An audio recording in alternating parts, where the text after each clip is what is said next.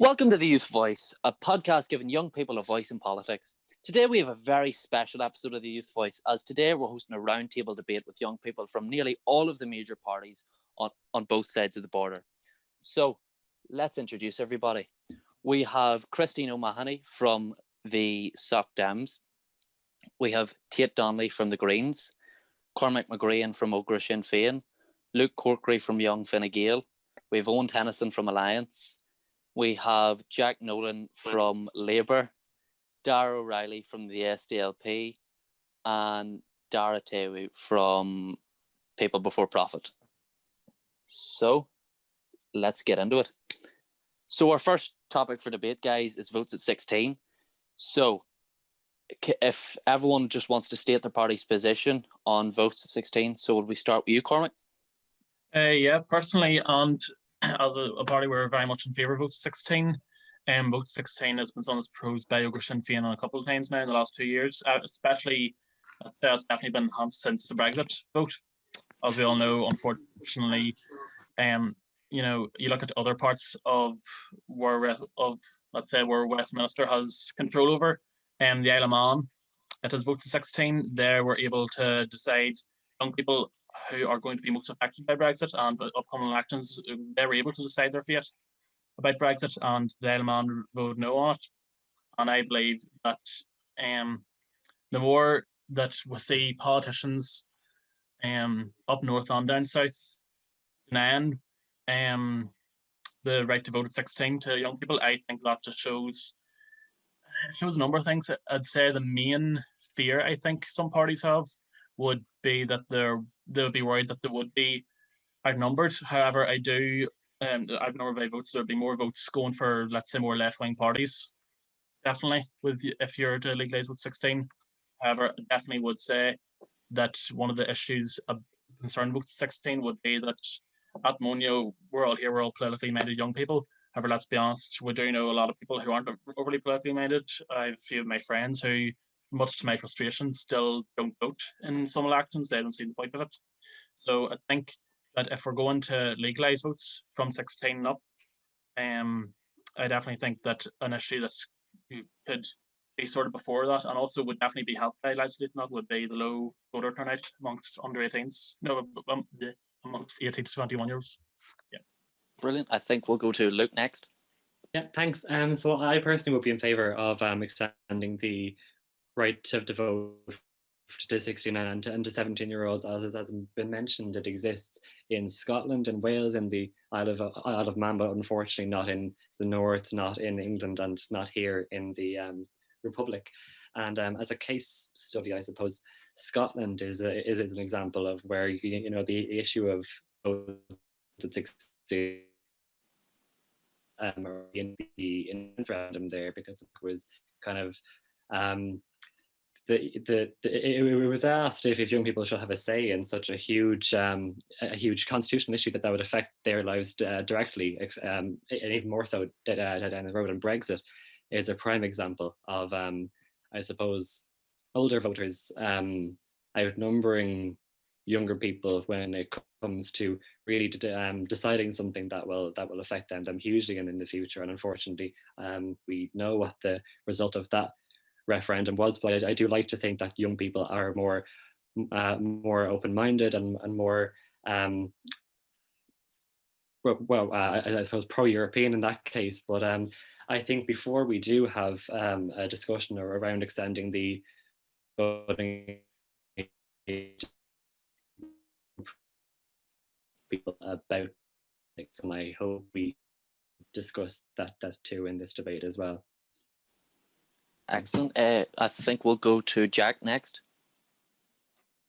Yeah, so to state the Labour Party's position on the vote at 16 and the extension of, well, quote unquote, universal suffrage, is that the Irish state and the Assembly in the North need to establish independent electoral commissions that will review the legal nature of the right to vote at 16. Brendan Howlin called for that as one of the priorities of electoral reform in the last general election in the South. And over the last few years, as the campaign has gained steam, Labour and Labour youth activists and elected reps have been very vocal and active in the fight to allow 16 and 17-year-olds to vote. I remember vividly attending a panel of which our current Housing and Local Government spokesperson, Senator Rebecca Moynihan, was a co-chair. And myself and various other Labour youth activists were present and engaged with the idea of voting at 16, because our position is very clear. To stand for universal suffrage and yet to endorse the current voting laws that we have in this country around age restrictions, they're incompatible. If someone is politically conscious and someone is politically, if someone wants to vote and they want to have that democratic right, they shouldn't be denied it based on age, especially when they're in a position to do so. Like, we don't judge a 50-year-old to be more capable of voting than an 18-year-old under the current legislation, yet we consider an 18-year-old more capable to vote than a 17-year-old. And that discrepancy in age and the disparity that arises between, this argument about political maturity and, this kind of lack of political consciousness, it's really just something that is white noise for a lot of people when you see the kind of disparities that exist. And I suppose the Labour Party's position is really to review the issue, to consult with young stakeholders, and to really, with a view to extending this right, as has been done in the likes of Scotland and Wales for certain elections. Absolutely.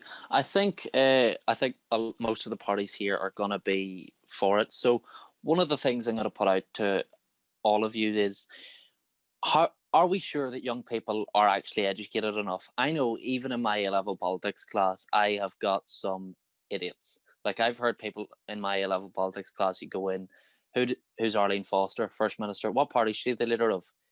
She's the leader of the SDLP. Like, are young people really educated enough? I understand, yes, we're all very politically educated people. Some of us are studying degrees in politics. Some of us have got qualifications. Some of us are studying them. Some of us are politicians, like Eóin. So, are we really educated enough? So, I'm gonna let one of you jump in on that. Any of you can jump in on that. I'm happy to jump in on that one, Dermot.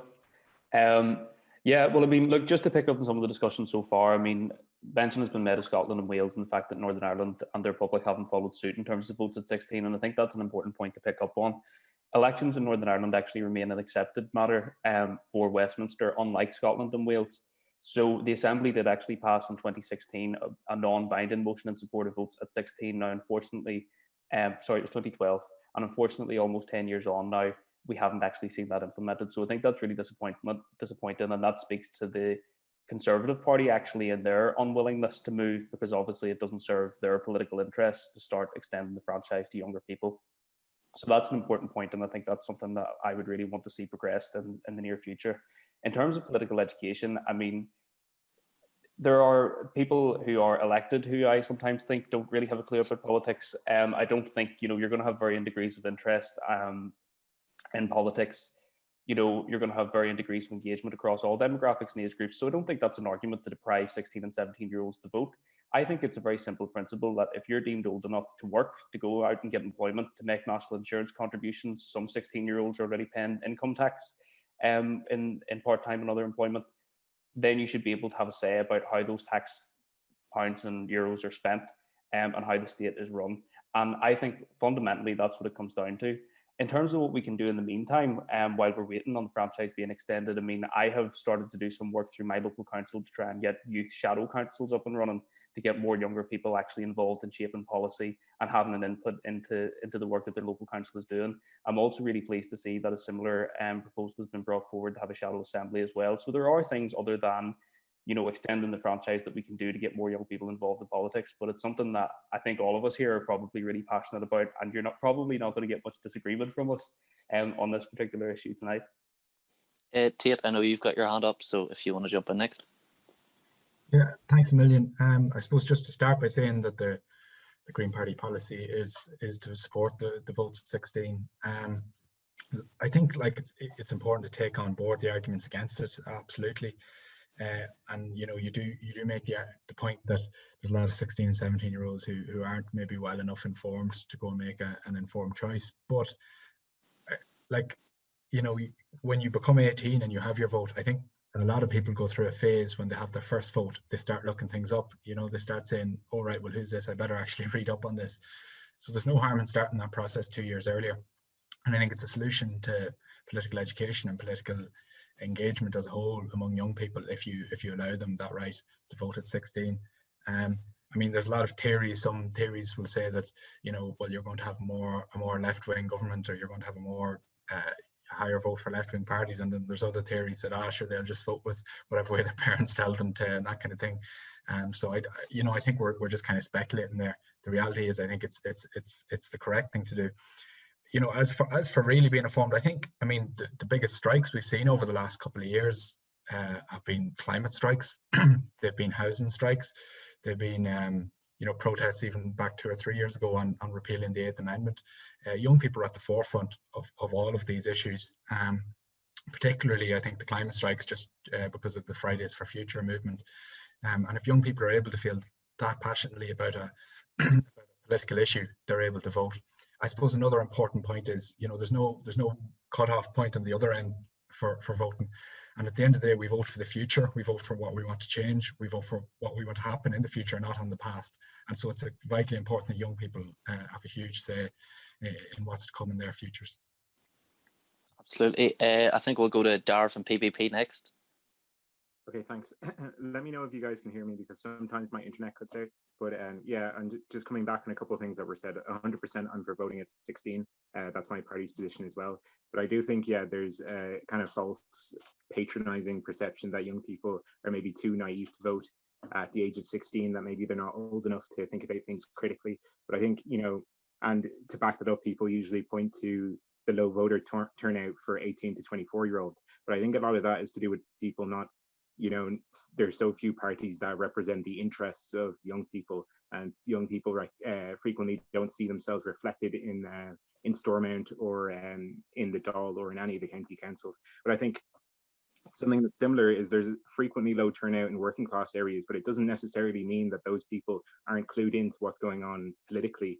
If you look at any working class area in Dublin, anywhere in Clondalkin where I'm from, during the right to water protests, there were thousands upon thousands of people who were politically active, albeit it wasn't on a parliamentary level, but those people were still aware of what's going on, even though turnout might have been low. So I think it's kind of similar with young people that, there's a bit of an apathy towards the political establishment, towards parliamentary politics, and towards politicians in general, which is why I think turnout is low. But in my own personal experience, being on the Debenhams picket with the workers there, a lot of the people supporting them are younger people in tenants unions and housing action groups. A lot of the members are younger people. And recently, after the killing of George and Kensho, there was George Floyd as well, the Black Lives Matter protest. There's a huge amount of young people, and particularly young Black people, who were not represented at all in the Dáil or in county councils or in Stormont, but are nonetheless politically active, and at the moment calling for things like Garda reform and reform to mental health. So I think there are young people who are politically active, who are politically aware, who don't necessarily vote because they don't see themselves reflected. And I think even if you look at the political parties that try to engage young people,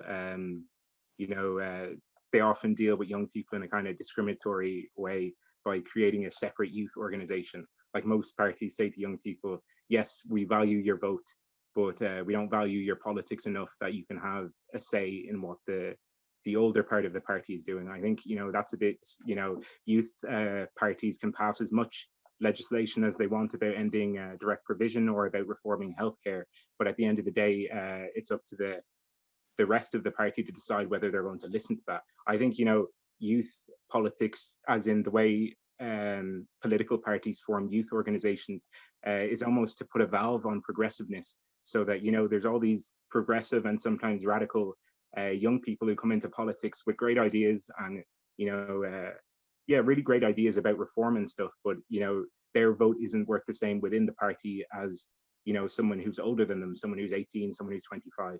But I think, in general, I think someone mentioned this before, there is a fear I think, in the establishment that if 16-year-olds were able to vote, they would vote overwhelmingly for non-establishment parties. And like us, for example, people before profit, we do get a lot more votes from younger people. But at the end of the day, you know, a lot of 16-year-olds, they're part of the workforce, they pay tax, you know, but they get no representation in the Dáil installment. You know, they're not able to they don't have any decision-making power. I think that's, you know, fundamentally a bit undemocratic.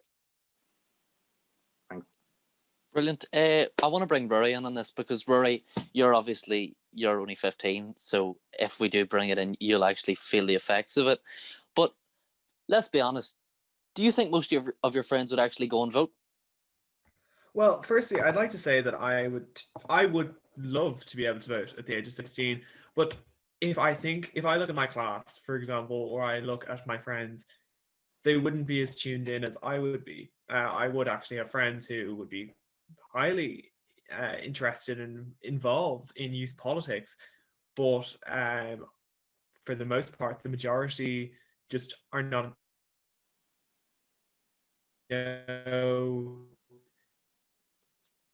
Much about it. They wouldn't know the difference between Sinn Féin and between. I think you're cutting out a bit there, Ruairi. Is my internet a problem? Yeah, I think if you turn your video off, sorry, it might. Just. Is it better now? Yeah. Yeah. So there are people who, while I and friends would be interested and involved in youth politics, for the most part, most people are not involved or at all, or interested, or even tuned in. Like, they would not know the difference between left and right wing. They wouldn't know most of the names of some of the smaller parties. And I feel that the government is actually going and taking a bit of a step back in the approach if they were going for reducing the voting age, as CSBE is no longer an exam subject in the Republic of Ireland. It is now non-exam, and this is the first time since its introduction to 2000. And with that, there has been a lack of regard for the subject in general. But at the same time, there is Corlin and Nogue all over Ireland. In every electoral constituency, there is a Corlin and Nogue branch, and the TDs do listen to what they have to say. So there are being efforts made. There are efforts being made, but at the same time, it's as though the government really are trying to say, no, they would not like 16-year-olds to be voting. Brilliant. So I suppose Luke and Tate, you are the only ones from a government party here. Do you think that if we do bring in votes at 16, your parties will take hits, especially from Luke, because your party is more on the right than on the left? Do you think you are going to take much of a hit if we do bring it in? Well, I think we, and I would say that my party really needs to listen to young people more than we are right now, especially on the issue of housing, on the issue of the environment, the health crisis that we're facing. I think you've cut out a bit there, Luke. And it's, to be politically active, especially around the climate strikes that have been mentioned, the Leaving Cert right now, all the other issues that have been mentioned, where you see young people expressing opinions, even when it comes to their involvement in even social media campaigns around the US election. Like we saw that in this election like never before in 2020. And as I say, I think my own party could change slightly when it comes to the issues that matter to young people. But at the moment, I would still say that we do really need to extend the voting age to 16 first, but only after we have kind of had that discussion around we're talking about, referendums, or are we talking about local elections? Yeah, or, for the Dáil or the European Parliament as well. Christine, I wanted to bring you in because you're from one of the younger parties, so I suppose people are a lot less familiar with what you stand for in comparison with the likes of Fianna Fáil, Fine Gael and Sinn Féin, who are a lot more established than the Soc Dems. So I'm wondering, what's the, I suppose, official policy of the Soc Dems on this? On the vote of 16? Yeah. Yes, so I was actually talking to the Soc Dems today, and it was actually a 16-year-old who actually brought in the motion, and that passed. So we do have a position that people can vote at 16, and we want we have a young base. Like, we have loads of 16-year-olds and 17-year-olds getting involved and bringing in motions, and that's what what I want to talk about, is that we allow youth to get involved in political parties. So, for example, like Young Fine Gael, they start at 15, Over Fianna Fáil 16, Over Sinn Féin I think is 15, Soc Dems is 16, and Young Greens is 16, and then there's all the other parties. So we get, we get the youth involved, we get 16-year-olds involved in parties, and I'll give them a taster of what parties are like. And I've met some very vocal 16-year-olds, and I really think that they're our future. Like, they can change, the government. Like, they can vote in a good government. Most of the policies that the government is bringing in affects these young people. So young people should be allowed to hold them to account. Ruairi just said that CSP is no longer in the junior cert, which is, I didn't actually know that. But I think CSP gives you like a very good introduction into politics, not just Irish politics, but like, I remember I was learning about different politicians in Asia and stuff like that when I was doing my junior cert. So I think we need to have more courses, more political courses.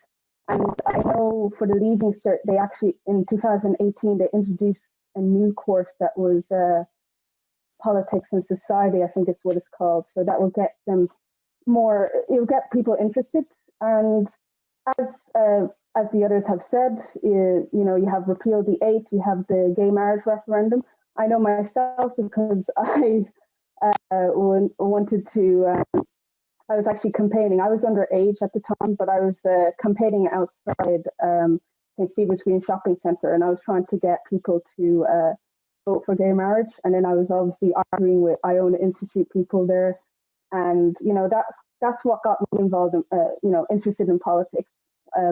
Just debating with people, and there's debating societies in secondary schools, and that also gets people interested in politics. So I do think 16-year-olds are mature enough to vote for political parties. I can understand the criticisms from other people that they might not know what they're voting for, and they might vote in left-wing, governments. But I think left-wing governments are good, so I really do want 16-year-olds to vote.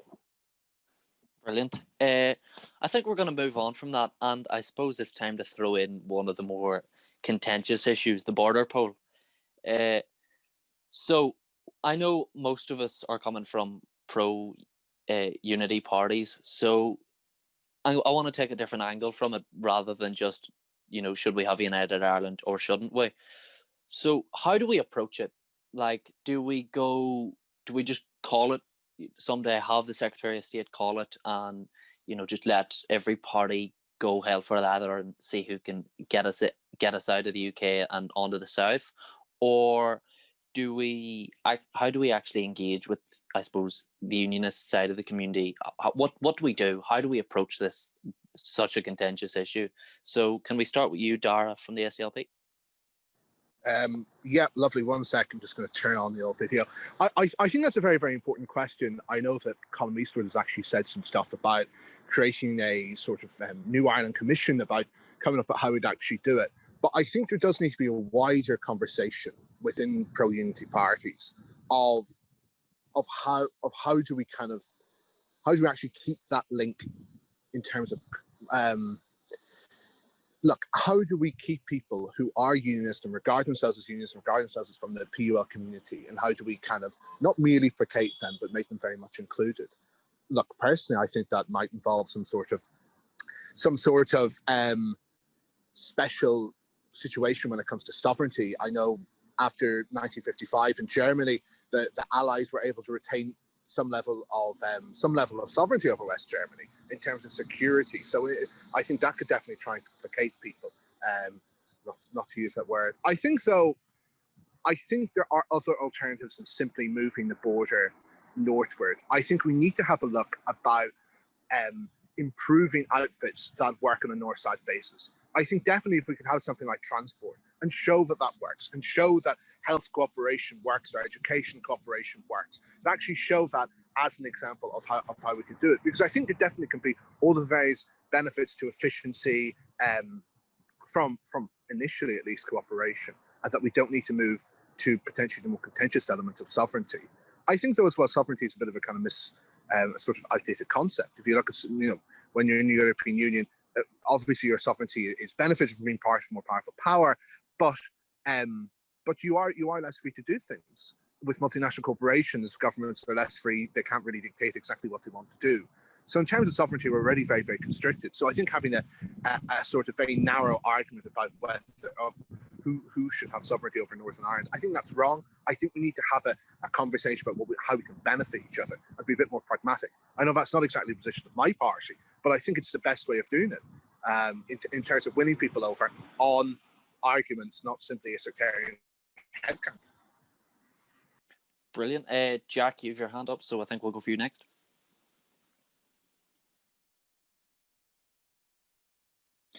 Yeah, so just to kind of comment on my own personal, opinion and understanding of what United Ireland should be in the context of how we prepare for United Ireland, and how all communities, Catholic, Protestant and dissenter, are united under a shared island that we can all be proud of and we can all, prosper in, and that equality will, truly prevail in. I think ideas like the New Ireland Forum, as Darragh mentioned, are very, very constructive. They're very, very useful, but we do need to shed this kind of outward, and I suppose it's nearly, it's nearly jingoist in the way some people can, I suppose wear their community badges with so much, so much authority nearly to try and, out trump, the opposite community. I think we really need to have a conversation before we consider a border poll of how we can stop looking at, a United Ireland as an issue that is concessions for one community, concessions for another, and that is based on this, founding principle of uniting people on a social basis rather than on, a national identity basis.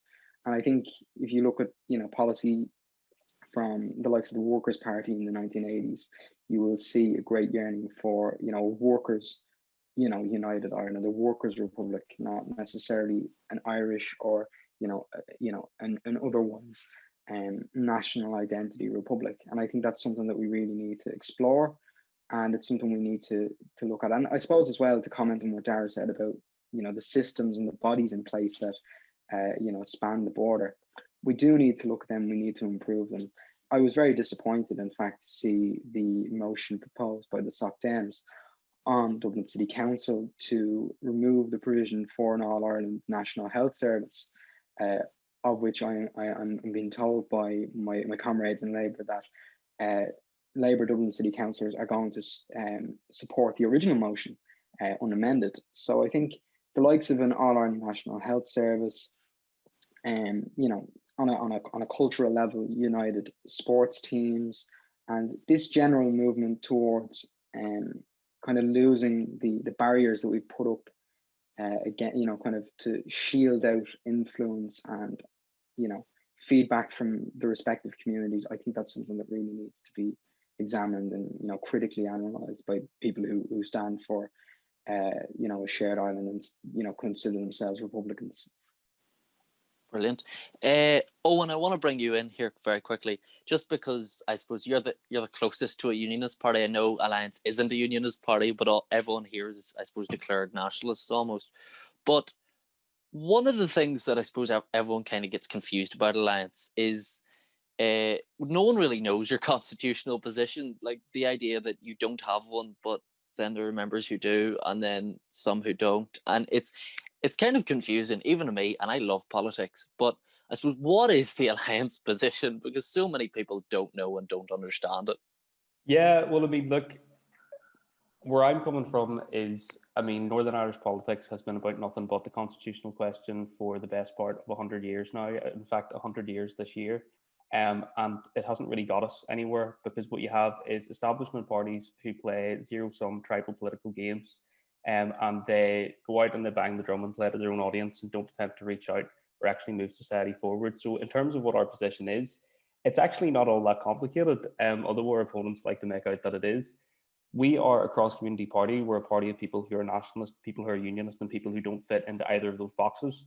And our position is that we support the principle of consent. So ultimately, as per the Good Friday Agreement, which is overwhelmingly endorsed by people on this island, north and south, it's actually not a decision for politicians or a political party. It's a decision for the people of Northern Ireland to take as to what they want the constitutional position to be. So I think that's really important. There's also the case that, so in terms of, you know, how do we approach this? I think you start with the Good Friday Agreement and the three-stranded approach. And I agree with some of the comments that have been made so far about taking a relationship-based approach, looking at the East-West relationships and the North-South relationships and cooperation and so forth. The Brexit referendum in 2016 was a lesson in how not to do referendums. So what you don't do is call a poll prematurely without having done any of the preparatory work. You need to have constructive engagement about what a United Ireland would actually look like. So as someone who represents a cross-community party, as someone who represents moderate voters, I think we're actually critical to that debate. And what am I going to be looking for, and what am I going to be questioning? Well, I'm going to want to know how public finances are going to be handled and subvention. I'm going to want to know, for example, well, I've heard a lot about an all-Ireland National Health Service. The NHS and universal healthcare that's free at the point of access, as someone who is left of centre, is incredibly important to me. So I'm going to want to see detailed proposals about how that's going to work and how that's going to function. I'm going to want to know things like, well, okay, in Northern Ireland at the moment, we have the Good Friday Agreement, we have protection for British and Irish identity. How would that then endure into a different constitutional context? How would the political institutions function? Would there still be some element of devolution, for example? So those are all questions that we don't know the answer to. And what Brexit taught us is we need to have those conversations and have an agreed proposal before we then put it to the people. Because what you end up with, if you just have a referendum based on principle, without any of the detail, you have a different version of a United Ireland for every single vote in the referendum. Everybody will have a different idea about what it is that they're voting for. There's also that point then about, you know, you'll have parties like the SDLP and Sinn Féin who, regardless of how much the impact of United Ireland on the people of Northern Ireland, they will support it. You will have the DUP and UUP that even if United Ireland was going to be in the economic and social interests of people in Northern Ireland, they would oppose it. So Alliance is in that position where we're happy to engage and have a constructive conversation about what alternatives might look like. But ultimately, the position that I take and the position that others in the party take is going to depend on the answers to the questions that I've just asked. So are we going to have a better health service or not? Is the economy going to be stronger or not? Are the public finances going to be in a better position or not? And when I know the answers to those questions, I'll be in a better position then to take a stance and to campaign. And I mean, it's not a conversation that I'm going to sit out if and when a border poll is called. But at the minute, what I'm focused on is dismantling that fence in Northern Ireland, taking Northern Irish politics forward in a way that isn't about a culture war over the constitutional question or identity or the past, but is about health and education and the issues that affect people in the here and now, while also facilitating a constructive conversation, because obviously the constitutional question is important to people. So I hope that sort of clears up where we are and where I am, and I hope that does give a bit of an explanation to people who maybe aren't sure, because I know some people aren't, particularly people who maybe aren't in Northern Ireland or don't follow Northern Irish politics closely. But I think having that strong cross-community party in a place like Northern Ireland, which has suffered sectarian conflict for so long, is actually a really positive thing, and something that I think that will endure into the future. Excellent. Darragh from PBP, you wanted to jump in? Yeah, I just wanted to jump in there. And like, I guess firstly, yes, we are for a border poll. I think, people north and south, they should have, make the final decision on where the border lies or if it's there at all. But I think, the national question is, or the constitutional question, it's a lot more than just, having a poll, kind of like what the previous speaker from Alliance Eóin was saying. If we do have a border poll, are people in the north voting to join with us, as a tax haven with chronically underfunded education? Would people in the north be voting for vulture funds from the south that have destroyed housing to do the same to the north? Would they be voting for underfunding schools and underfunding, the National Health Service? So in terms of how you actually go about fighting for a united Ireland, I think it would be wrong to campaign just on people's sense of nationalism, which, is obviously alienating to people from unionist backgrounds. But I mean, the debate around the border poll or around the united Ireland, it's almost always framed as an option between Irish capitalism and British capitalism, where you have one bad sectarian system or another bad system. So I think, any movement towards a united Ireland, it can't just be about an end to partition in some symbolic sense. It needs to be about bringing real unity. It needs to be about bringing an end to austerity, fair and equal access to healthcare, properly staffed and funded schools.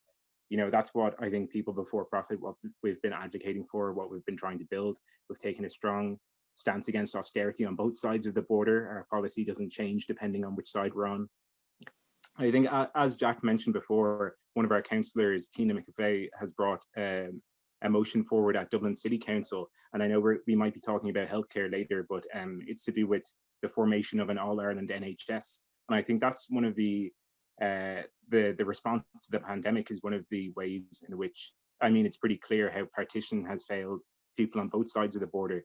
We're on the same island, but we're treating COVID-19 with two different policies, essentially. But yeah, as I was saying, I think the strategy of simply proposing an end to partition that doesn't try to bring about real equality is doomed to fail. You won't be able to reach out to people from either community, I don't think. And I think, that's what I wanted to say. In short, people before profit is for a united Ireland, but we're looking for an equal Ireland. We're not just looking for, the north to join us and for us to dump all our problems on people from the north. I think, you need to be campaigning for real change. That's how you reach out to people on all sides of the community. Thanks. I suppose we can't have a conversation about a united Ireland without Sinn Féin, so I'd like to bring Cormac in here. Firstly, just to say, personally, I was, ever since I was 4 years old, and I walked in on my dad listening to the radio and they're talking about the famine, I've always kind of thought, God, UK influence isn't the best. That's where it started for me. However, personally, I think, well, I've been Parliament first, obviously, I don't need to explain to you the whole thing, Sinn Féin, United and blah, blah. At the moment, the party is going for a border poll within 5 years. Personally, I would have always said that I would have been a border poll within 10 years. However, I think definitely in the last month, we've seen through the effects of Brexit, we've seen through the effects of that, how really disastrous and chaotic it's been. Now that the north of Ireland has been forced to leave the EU against their own terms, of course, there was an overwhelming majority voted to stay in the EU in the north. However, of course, Boris just said, well, no, basically. For example, you're seeing all over the news, you're seeing empty supermarket sales and stuff. Last week, I purchased a record online, and the record itself was £30. I had to spend £20 international shipping on it. It's really just, I think it's becoming more apparent in the last recent while how chaotic being a member of the United Kingdom is at the moment. And it really just, especially for our generation, I think it needs to change because, sorry, throw it away. Sorry, lost my train of thought now. Yeah, definitely within the next 5 years, the border poll is necessary. Within 10 years, I was thought. Back to Eóin's point, actually. Eóin's right. We do need to now start thinking of what a united Ireland would look like. what would the idea of an all-Ireland health service and the idea of public finances. Personally, I think this could be done in a number of ways. We're trying to figure out how it could look. It could be done through the Assembly. It could be done through the North-South Ministerial Council here. We have an Armagh, which is collaboration between Stormont and the Dáil. And there's just so many questions that need to be answered. But as I've said, because of Brexit, I think now is the time for those questions to be answered. We need to get on this issue now. Because really it's going to, if we don't get on now, it's going to, sorry, my throat is wet tonight. It's going to cause far more damage than waiting around will, So I think definitely we need to jump on that now. Yeah, that's really all I have to say about it. First debate, kind of nervous. Oh well. Anybody else before I move on? Just unmute yourself. I'm happy enough.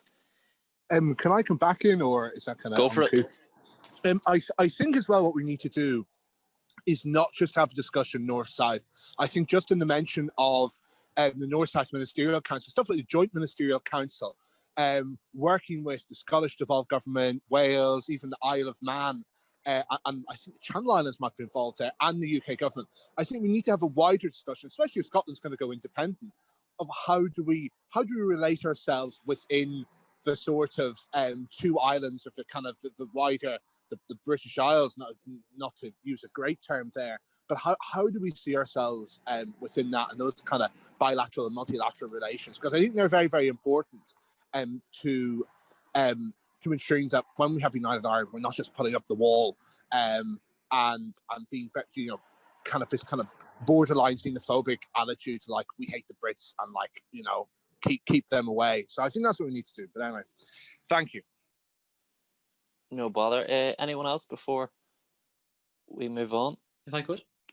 Yeah, go for it. Yeah, I think there have been some really important points made around the cross-community approach that we need to take, and also going simply beyond moving the border north. This is really about cross-community cross-community consultation, hard to say, and having those conversations with all north and south, and really determining what those institutions would look like.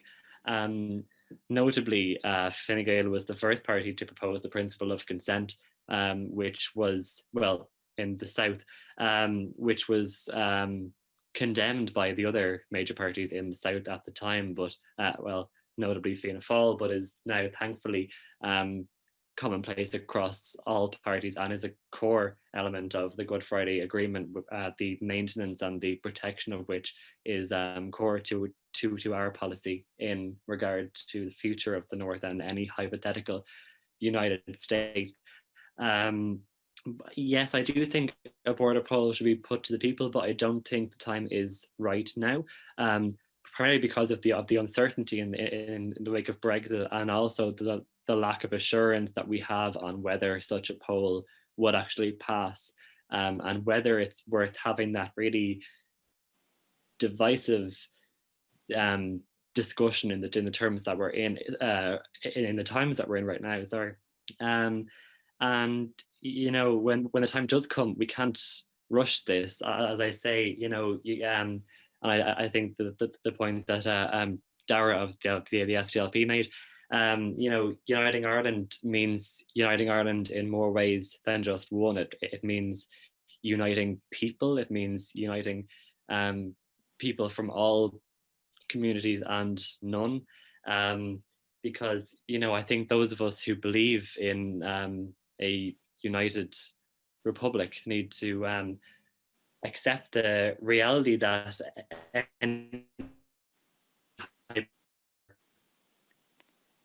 think you're cutting out there a wee bit, Luke. Than it is now.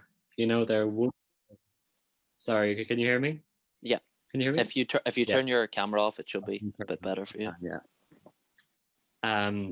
Such a state would be more orange, more unionist than the state that we have now. So I suppose we do need to ensure that we have a system in place where all communities, both within the north and south, feel respected, and where we can cooperate for everybody's sake. Excellent. Jack, you've got your hand up there, so I think you want to jump in there, so go for it. Yes, just something very briefly that I don't think really has been mentioned, and I think it's just an important point to bear in mind, is that we can't just look at, United Ireland and an approach to United Ireland on, social and economic and then a constitutional level. We have to look at it on a party political level as well. And what I mean by that is we have parties north and south that have very similar ideologies, yet won't unite for the sake of facilitating a more empowered conversation on a United Ireland. And I include my own party, the Labour Party, in that. And the lack of engagement we've had with the SDLP and UK, the Northern Irish branch of UK Labour, in providing a voice, a party voice that is a cross border voice, and isn't just a southern voice on northern issues. And I think a lot of other parties are guilty of that too. The ones that come to mind are the Soc Dems, Fine Gael, and it is really disheartening to see parties not engage in organising a 32 county basis. And I just have to take my hat off to PBP and Sinn Féin and the Green Party as well for actually organising and facilitating that more, that more informed and empowered conversation and approach to party politics on a united basis. Absolutely. I think we're going to move on from that unless anyone has anything to jump in on. But a big one now in the news, I know Richard Boyd Barrett said that the PBP were going to introduce legislation for it. But what about cannabis legalization? It's been legalized in lots of parts of America. I think it's legalized in quite a lot of Canada, a lot of parts of the world. So I suppose we kind of have, because it's Richard Boyd Barrett, we have to start off with Darragh from PBP. So go on, sell your case. So it's actually Gino Kenny who brought it at the National Council. I think I'm not sure when exactly everything will be voted for, but I think just to clear up some of the jargon, there's two kind of words, and I can't pronounce one of them, but there's decriminalization, I got it, and then there's legalization, which are two essentially different things. Decriminalization, it kind of refers to how we treat the person. So if someone has a drug addiction, we treat it as a health issue rather than a criminal issue. They get sent to the health service, not the criminal justice system. So, and I was talking to Gino about this. There's been a massive amount of work on decriminalization, and the most successful, I guess, example of that is the complete decriminalization of drugs is in Portugal, where I think they decriminalized it in the year 2000, and from 2001, 2002 to 2015, they had a drop of injection-related HIV transmissions. It dropped from 1,430 to 77, which is a massive reduction, and also 80% reduction in overdose-related deaths, and I think it was 43% reduction in drug-related imprisonment. So that's decriminalization. That's something we've advocated for, but this is specifically legalization, which when talking about legalization, you're not talking about the person, you're talking about the drugs. So alcohol is an example of a legalized drug. Gino has campaigned on the legalization of medical cannabis before, and at the moment it's actually very difficult to access. There's a family, I think he brought it up in the Dáil, not recently, but maybe a couple of months ago, a family in Cork who need it for their child, who actually have to fundraise to be able to afford it, which is, a horrible thing to have to do, to have to look for funds just to get healthcare. But apart from the medical aspect, the legalization of, the recreational use of cannabis, there's the policing aspect. It's a huge waste of time and resources, in my personal opinion. Studies have shown that cannabis is far less dangerous or lethal than alcohol. And a lot of the kind of issues to do with it, like there's issues with heavy metal poisoning. It's to do with regulation. Like if it is regulated, we know where it's grown, we know what levels of certain toxins are in it. So the other thing is that if cannabis is legalized, it takes the power out of the hands of criminals and the gangs who are selling it at the moment. Everything becomes regulated. And as well, the other thing to talk about is the thousands of people who are thrown into the criminal justice system because of possession. I think it's if you are caught possessing it 3 times, you can receive a jail sentence, otherwise it's fine. jail sentences really aren't the way to treat people with problematic drug use. That needs to be dealt with the health system, not the criminal justice system.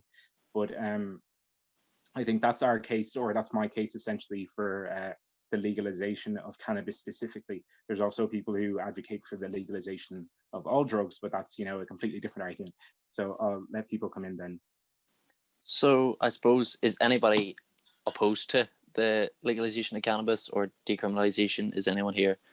I suppose no. I suppose not. Then that means there's a bit less debate. But what about, I suppose this is going out to everyone then, what about all of the people whose lives have been seriously adversely affected by cannabis? The people who have found themselves using it and ending up on much stronger drugs, ending up overdosing, and or the people who've had their minds completely destroyed almost by cannabis.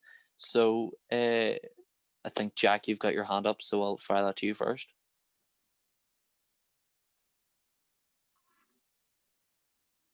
Yeah, so I suppose when we talk about the kind of progression from, the soft drugs per se, such as cannabis, to more malevolent drugs, we're really looking at the means of procurement, and that's what we have to focus on. Cannabis is at present considered a Class A illegal substance in Ireland, as is heroin or as is cocaine. And if we do legalise cannabis and it's treated in a more socially acceptable way, as is the case with alcohol or tobacco, the culture around this progression from a seemingly soft drug to a harder drug, I'm not going to say it's eliminated, because we have the illegal, and illicit sale of cigarettes and alcohol already, even though they're completely legalized. So we're always going to have the minority that engage in illicit trade of cannabis, even if it is legalized. But the kind of culture around the procurement of cannabis is totally destroyed. The criminal culture around it is destroyed to the point where those who sell it in an illegal capacity are in the minority. So I suppose what we have to look at is more the means of procurement when we talk about this kind of progression from cannabis to, say, heroin or cocaine, rather than just, if you take cannabis, there's a huge likelihood, regardless of where you get it from, how it's regulated, or the traceability of it, you're going to go on to these drugs. So I think that's just something very important to bear in mind when we talk about maybe the progression from one drug to another, namely cannabis. Tate, I think you want to jump in there. Yeah, thanks a million. I suppose just to initially say, the Green Party position has been for years to legalise medicinal cannabis and to decriminalise cannabis for recreational use. So that would mean removing criminal offences for the possession or the use of under 5 grams. I suppose the big question is, I don't want to go over a lot of very good points made by Darragh and Jack, so I don't want to go repeating, but I agree with the vast majority of them. I suppose I absolutely support the decriminalisation of cannabis. I don't think it's fair to compare it to the other drugs, and I think that's actually an argument in favour of decriminalisation. If alcohol was illegal, it might be the case that we saw alcohol in a similar light, but the reality is they all have different effects. I suppose in answer to your question of what do you say to people who have had lives really badly affected by cannabis, I think you would say, well, it's a health issue. What you're talking about is somebody's health. That person isn't a criminal, but they might need some help. And if they are, taking a lot of cannabis, we don't want them to feel like they're nervous to come forward to somebody and say that they've been taking a lot of cannabis and it's affecting their health at all. In fact, they should be encouraged to come forward and seek help. And I think decriminalisation helps that. I suppose then the big question is, if it's brought forward by people for profit, will it be supported or not? I suppose if I look through my magic ball, I'm going to predict no by the government, because it's not in the programme for government, and there's been a strong trend, we'll call it, of things that are in Green Party policy but not in the programme for government, not getting supported by the government. Now, in fairness to them, I think their hands are a little bit tied behind their back there now that they're in this government and there's a whip. But I suppose just to address that, it is Green Party policy. I very, very, very much hope it's passed. by the government, or at least a constructive amendment, and at least it's the government work with the motion in a constructive way. Again, if I was to look into the future, I doubt that's going to happen, unfortunately, but I suppose all we can do is at the next election, and if it's an issue you're passionate about, go and support parties who are active on the issue and who are in support of the issue, so that the next government can pass it. Christine, I see you've got your hand up, so you jump in there. Yeah, so I have just something short to say. Like, obviously, the Social Democrats support access to medical cannabis via prescription. I personally would be in favour of legalising cannabis and decriminalising it, because I think people are being, they're being criminalised under the Misuse of Drug Act in 1977. And I think, there's other crimes out there that should be criminalised for. Like, this is really minor. But in terms of the health, obviously they shouldn't be in prisons. They should be going to seek help. But you see, cigarettes are legal. They're socially acceptable, and when you compare the health risks between a cigarette and cannabis, that it's much worse. Like, I have relatives that got a hole in their throat because of smoking so many cigarettes, and cancer obviously is caused by cigarettes, whereas cannabis is kind of used to medically to for depression and for other illnesses. So I think that they should legalize cannabis and for medical uses and recreational uses, because it's much safer than, say, alcohol and cigarettes, which is legalized drugs in Ireland here. Brilliant. Cormac, I'm pretty sure you're down to get in there. So, yeah, this is kind of one I wouldn't take close to my heart, but I'm hoping to go and study mental health nursing next year down in DCU. And one of the areas that I'm actually really interested in looking at is how different drugs obviously affect the brain and whatnot. And personally, Sinn Féin is the larger party. Sinn Féin, we don't have actually a general policy. We're in favour of medical legalisation of cannabis.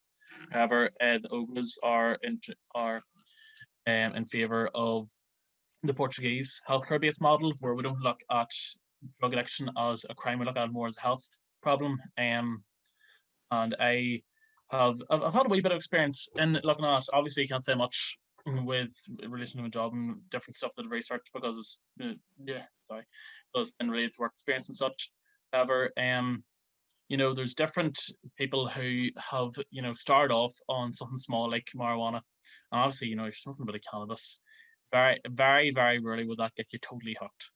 Most people who smoke cannabis smoke it once for a bit of crack, I guess stereotype nowadays, go off to Amsterdam for a weekend break, we all know somebody who's done it. However, it is a rare small problem whenever someone starts on something small like that and then, slowly builds their way up, next time they're out, you might be at a rave, you might take Axie or someone off the Axie and just go for it, which is obviously a step above.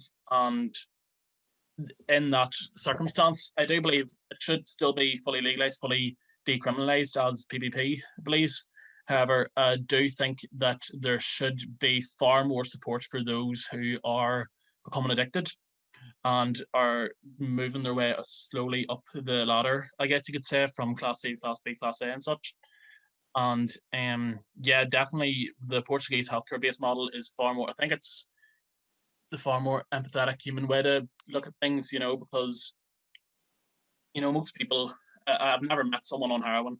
I'm not saying I've never met someone on heroin, but I'm assuming someone who does heroin, it isn't they're not doing it out of their own free will, it is a dependency. Unfortunately, it is that kick in the back of the head that just makes them feel like they have to keep taking it. And the best way to deal with that is not by throwing them in prison. It is not to put them in court. It is to put them and take them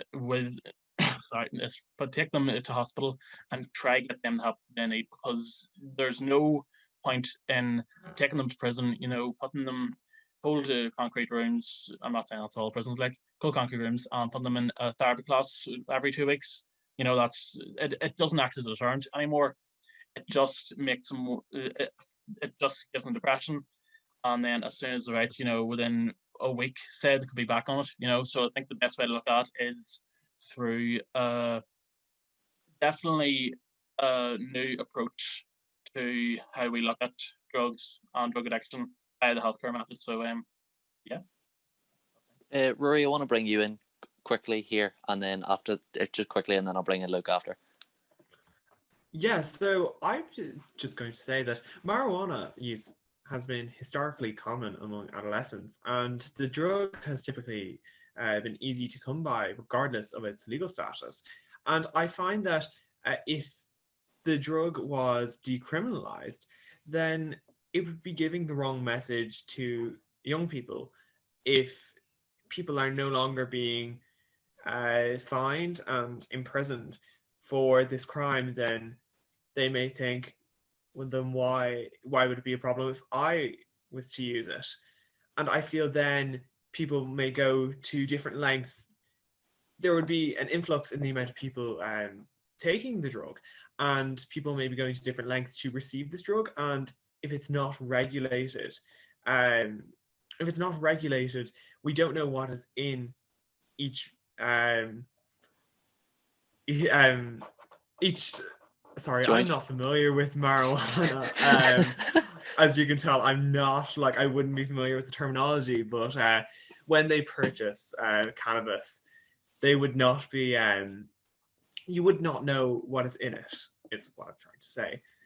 So while I'm not the biggest, I wouldn't be the biggest fan of legalization of any drug, I find that if it was legalized and it was regulated and controlled by the state and taken out of the hands, more or less taken out of the hands of gangs and criminals, then it would be better for the health of young people. Yeah, I'm going to pass on to Luke because I know you're down to get in there. I was there, yeah. This is one of those times, if you can hear me, yeah? Yep. Right, yeah. This is one of those times where I find myself siding with Sinn Féin and with PBP, which is quite rare. While Fine Gael doesn't, sorry, my throat's up there. While Fine Gael doesn't have a formal position on this issue, Young Fine Gael does, which is again like over Sinn Féin in line with the Portuguese model, I believe, which needs to recognise this as a health issue, which is exactly what this is. And I would say that there is no scientific evidence that cannabis can be used as a gateway drug, as you asked in your second question there, if it can, encourage the use of harder substances. I don't think it can. I think scientists are mostly in consensus that it can't in the majority of cases, but decriminalization has benefits which could reach into so many sectors, and as has been pointed out, taking money out of the gangland scene does, it takes the money out of that trade, and that deals with a huge portion of that problem. And while I'm not fully sold on the idea of legalizing cannabis for recreational use, the current system we have here, which is where medical cannabis is only allowed with case-by-case approval from the Department of Health, is not sufficient. We do need to move on, I think, to a system where you're going to have medical cannabis in, however many forms. I am, in the Netherlands, I believe they have 3 which are available from pharmacies, but as a prescription drug that is there for medical use. But as has also been pointed out, and as is absolutely essential, we do need to make sure that we regulate this. Unfortunately, I think what the PPP bill did in, I think it was 2018, 2019. I think you're cutting out a wee bit, Luke. Include the, right, can you hear me? Yeah, okay? If you turn your video off, I think. Yeah. Didn't fully, I suppose, include the correct regulatory process that we need, which is, whereby if you put it through a system of saying, is it fully safe? It doesn't meet that in terms of the side effects that it may have. There needs to be markings in the similar way to alcohol and to cigarettes, where you say, there needs to be warnings here when it comes to its sale. It cannot just be a free for all, but we really need to have that discussion around cannabis and where we want to go with our laws in relation to that area. So as I've said, I agree with a lot of what has been said so far, and there have been excellent points made from all parties on that, I think. So I think that's one where we're all pretty much in consensus. Okay, we're running a bit late on time here, so what I'm going to do is I'm going to give you all each 30 seconds each why somebody should vote for your party in the future. So I'm going to start with Christine. Well, Scotland's is a progressive party. We're really good at Repeal the Eight and other progressive movements. We're a Southern party, but we're also for United Ireland. And we're a pro-science party and really into challenging the government on the COVID situation. Brilliant. Tate, you next. First of all, just to say I've very much enjoyed today, and it's great to speak to so many people involved in politics and on political parties and in other political groups, young people particularly, something I'm very passionate about. And let's hope as well we can see more women involved, more diversity in all sorts in the future. As regards to the Greens, I think first of all, the Greens have parties north and south, both with their different merits. It's very hard for me to sum up all of that in a few seconds, and I don't want to go over time. But I think the green issues, at least, are extremely important. Climate justice, social justice, and action on a wide range of issues. And I've gone away with my time now, so thanks a million. Darragh from SDLP next. I know you're. Hi there. Yeah, sorry, I might run out of battery at any moment. But yeah, basically, the SDLP and the SDLP Youth, we are the main party is more centre-left party. We're a bit more to the left. We are the Party of European Socialists representative in Northern Ireland. We do a lot of stuff in PES and the Young European Socialists as well. We're hoping to, in the future, come up with some bit better policies. And we're pro-climate, we're pro-social justice, we're pro-reunification, and we're now a lot more socially liberal than we used to be. It would be great to have anyone along to join us. Thank you. I think we'll go to Eóin next. Why should we vote for Alliance? Yeah, well, I was actually somebody who was born the year the Good Friday Agreement was signed, and I think it's remarkable that 20 years on, I still live in a society where my community background still dictates so much about my life. So the reason why people should vote for Alliance is because I want that it's the best way to secure a more integrated, fair, shared, and open Northern Ireland. And I think Alliance is the only party as well that really has an incentive to reform the institutions in a way that can make them function for the people of Northern Ireland. I think we'll go Jack next. Yeah, so I know a couple of people are going to be shaking their heads in disbelief when I start telling people about the virtues of Labour as a democratic socialist party and a party in the tradition of Connolly and Larkin. But as the oldest party in the state and a party that has made many mistakes in its 109-year history, the new generation of Labour want to atone. They want to right the wrongs of old, and they want to revert the party back to its democratic socialist roots, and they want to make the party left again. So if you want to vote for a movement, not just a party, a Labour movement that's ensconced in the trade union movement, that will fight for workers, that will fight for people, and that will demand true equality and fight social and economic justice that is unparalleled by any party in the future, considering the people that we have and the momentum that we're getting on our campaigns, vote left and vote Labour. Luke, why are we voting for the Gael? Well, especially as a young person and as a young member, I think we're a party who have changed a lot recently in terms of our social policy. We were, of course, a leading voice in the campaigns for marriage equality, for repeal of the 8th. Repeal was a campaign that I was very much involved in. And also in terms of our policies, I think we do tend to take that more responsible approach to Irish unity, to climate action, which does take the entire country into account, from all from agriculture to our cities too, in terms of healthcare and in terms of the economy. We are kind of renowned for that, I suppose, fiscal responsibility too. But yeah, I would as I'm sure a lot of us would agree, there are things about our parties that we would change or run in a different way, but I would suggest you vote for Fine Gael, of course.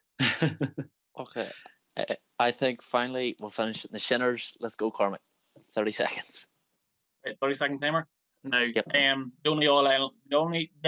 I've already messed up. We've got to, at the moment, we've just come in to our biggest ever election victory in the 26 counties. We are going to give the best opposition possible in the history of the state. We have two brilliant leaders in the form of Michelle O'Neill and Mary Lou MacDonald. I haven't met a single person, elected representative, common member, volunteer in the party who is not totally dedicated to the cause of United Ireland. Dedicated to the cause. I'll turn off the timer now. I'll turn that off. Hold on. Dedicated to the cause of United Ireland and better in each community. I've never seen, especially here in Armagh City, of different councils. We have 4 councillors here in Armagh City, and I have to say, every single one of them are totally dedicated to bettering each community, bringing in different resources, different funds to improve the lives of people living here. I can honestly say that my experience in Sinn Féin has been absolutely brilliant, and I'm sure everyone else will have a great experience in Sinn Féin. Thanks very much.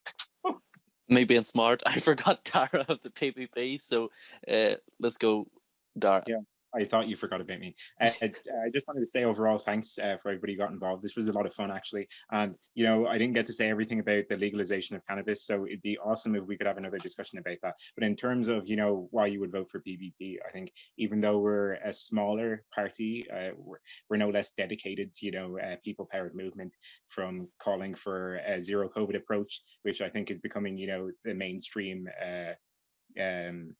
what experts are calling for in our response to the pandemic, to calling for an all-Ireland NHS, which will possibly pass Dublin City Council, hopefully, fingers crossed.